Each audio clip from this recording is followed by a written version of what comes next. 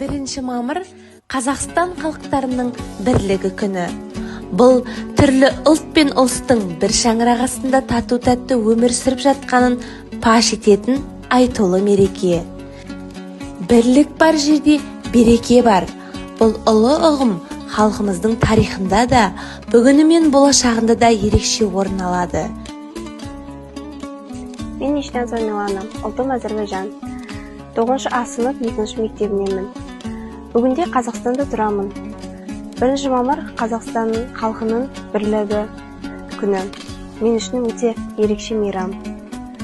Қазақстан көптеген елдердің, мемлекеттердің басын қосқан ел. Мен бұндай керемет елде тұрғаныма өте қуаныштымын. 1 мамыр бұл біз барлығымызды біріктіретін ерекше күн. Қазақстан халқының бірлігі күні. Бұл мереке татулық пен достықтың, өзара құрмет пен бірліктің символы. 1 мамыр Қазақстан халықтарының бірлігі мерекесімен шын жүректен құттықтаймын. Біз бейбіт күннің астында татулықта өмір сүріп келеміз. Қашанда ынтымақ, бірлік мәңгі жасай берсін.